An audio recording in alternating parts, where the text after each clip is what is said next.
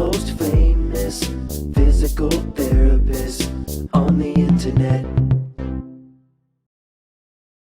Hi folks, I'm Bob Shaw, physical therapist. Brad Heineck, physical therapist. Together we are the most famous physical therapists on the internet. In our opinion, of course, Bob. Today we're going to talk about the 7 most important questions to ask your shoulder surgeon. We actually have more than 7, but we have kind of 7 category questions. Right. So let's start right into them. Any surgery that you have has to be taken very seriously. Right. And you want to, give it much consideration. And I think this is really important because I can't tell you how many times I've had patients or myself go to a doctor and you leave and you say, I forgot to ask him that question. It was a Right. really important question. It could have gave a lot of feedback that would be helpful for the therapist or for you and your family. So yeah, if you're watching this program, if you go to Bob and Brad, our website, and go to the program section, find the shoulder program, Right. and look for this this program, this section, this video. I can talk. Spit it out. Spit it out. There's a printout that you can actually do that has all these questions listed for you. Yeah, which is really nice. And you can just highlight the ones that you want to ask your surgeon and just carry this with you to the doctor. Right. And make sure they answer all your questions. So let's start off with the first one. Now, this isn't self-promotional here, but can you try physical therapy first? That's really the first question you should ask. Right, it is. If you can avoid surgery, obviously you want to avoid surgery. Some surgeons, that's what they do, and they will skip the PT, the physical therapy option, unless you ask for it, and then they'll say, oh, sure, we'll give it a try. So don't be shy about it. Right. And this second one kind of ties into that. You'd ask, what is the risk to not performing surgery now? What would happen if you waited 6 months or a year? Because in some cases, let's say the tendon was actually ripped away from the bone. Maybe the muscle is going to atrophy so much, it's not going to heal. That's where you got to ask the surgeon. Right. Can I wait at all? Let's see. Also, if the conditions are like if you have an impingement, and is the shoulder tear going to actually get worse if you wait? Right. So these are all things to keep in mind. So this is a good question for people who are under the age of 30 who are considering surgery due to shoulder dislocation. Yep. Quite often, when you're younger than 30 and you have shoulder dislocations, they want to do surgery because you're most likely to happen again, and they don't want to have you experience the damage that occurs with dislocations. Sure. Right. So that unstable joint. Yeah, I always hate to tell people that, but if you're younger than 30 and your shoulder's been popping out quite often, my recommendation is you have the surgery. Get it tightened up. Yeah. And be done with it. So number 3 kind of ties into all the other ones. What are the alternatives to shoulder surgery? So, besides physical therapy, there's injections. Sure. Taking anti-inflammatories. Yep. Sometimes just education. Sometimes, you need to avoid. Sometimes, let's say you're an older person that has shoulder dislocations. Don't be doing stuff like grabbing back like this or grabbing behind the like seat. When you're driving, you reach back and whoa, that can really cause some pain sometimes. You want to avoid shoulder dislocations, bringing the arm, back this any beyond this plane. Right. That's where it can really get unstable and cause some pain when it pops out. Number 4, this is a general question, and then there's some sub-questions here. Sure. It's basically about the length of recovery up from the surgery. How many days will you be in the hospital after surgery? A lot of them seems like now it's in, it's out, right? Right, same day, maybe one night, sometimes for observation, depending on the person's, if they got some other medical conditions. I just want to state this, Brad. So the first time I worked in a hospital as a student, as a physical therapy student, the first 4 patients I had rotator cuff surgery. Oh.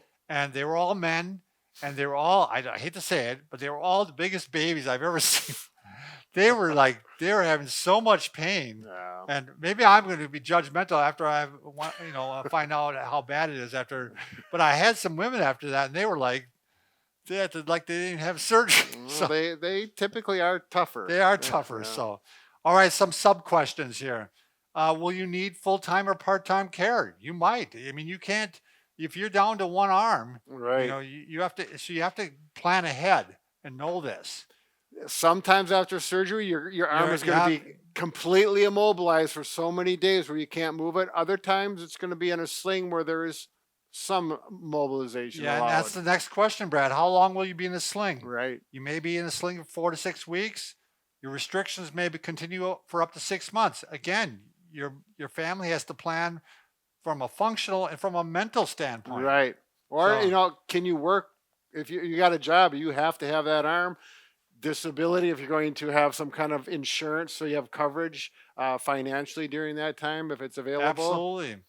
Ask the surgeon, when can you expect the shoulder to be pain free? Mm-hmm. Sure. When can you lie on, or lay, it should be lay on the operative side? No, Lay or lie? I think it's lay. Well, we'll have an English major cue in on a Yeah, comment. sure. When can you drive? Big Right. thing. Mhm. Someone can be driving you around for a long time. Sure. When can you return to work? When can you return to sporting activities if that's your thing right now? Yep. And how soon can you resume housework and gardening and stuff and so on? Right. Right. So that one for me, if I can't ever get back to it, okay. Yeah. That's, No housework, no gardening. Let's go.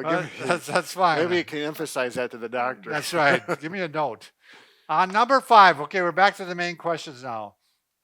This is kind of determining the competence of your surgeon, and you shouldn't be afraid to find this information out. Mhm. You don't want to ask the surgeon, maybe ask his nurse, or get the information from the hospital. Right. Right. How many procedures do you perform every year?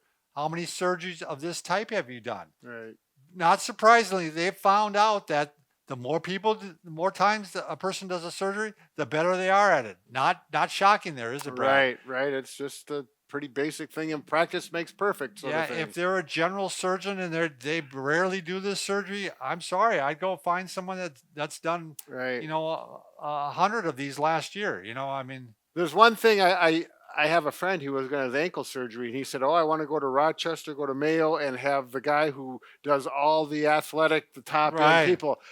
And I'm sorry, he was not an athlete. He just wanted to walk. So I don't know if that's the best fit because he's working with someone who wants you. that's high level. He's working with athletes, Right. and so there may be a difference in treatment afterwards. No, I understand completely. So yeah. all that kind of people need to understand. Yeah, that. just because they're the best at treating athletes doesn't mean it's good for you who's not, if you're not an athlete. Right. So. If you are your standard person, Right. like us. Right, right.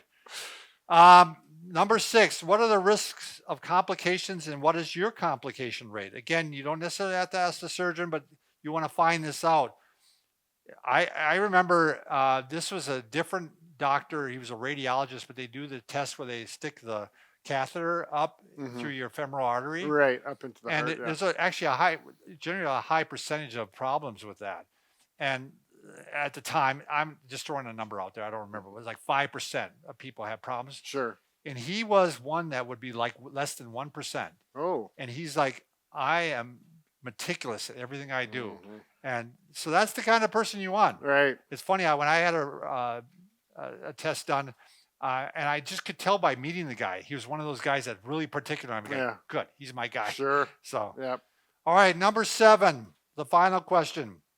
So these are, if you're going to have a shoulder joint replacement surgery, you should ask these specific questions. Okay. Brad, you want to throw one out there? What is the implant made of?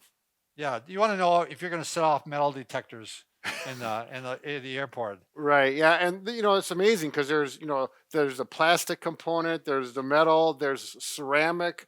I'm trying to think of some of the other things. I don't that they're know how using. long shoulders are supposed to last. Do you know? I know knees are like 15 to 20 years. I Yeah, don't know if and they're getting shoulders better. are- I'm not sure either because And- really shoulder replacements have just really gotten popular in the last 5 to 10 years, I think. But you think about it, a shoulder, there's not as much stress on it as a Mhm. knee. Yeah, the weight You're bearing, not weight it's- bearing. So right. I don't know if shoulder replacements, we got to find this out. We don't know.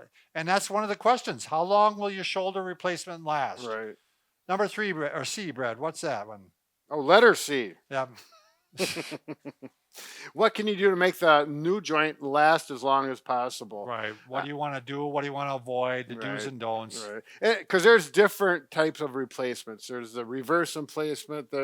So that'll all be informed, and they'll probably give you some literature to Yeah. read on your own as well. Exactly. And that last one ties right in there. What activities or factors can make your joint replacement wear out more quickly? So you want to avoid those things, obviously. So that's it.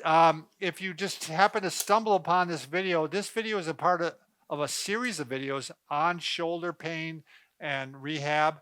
And just go to bobandbrad.com, Right. go to the program section, and under the programs, you're going to see all these different programs we have. We have one on shoulders. Right.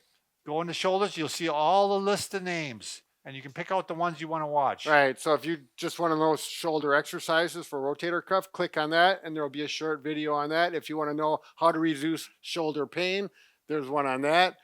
So it's and very there's a printout with each video. So this video, if you go there, there'll be the printout with all these questions. You don't have to write them down. Yeah, what a deal. I think we'll have a link below too. You can find it. A link? A link in our description. We'll have a link to get to this. To the PDF? Yeah. Oh, well, that's what I thought. Yeah. All right. Don't get confused. All right. Take Thanks care. for watching.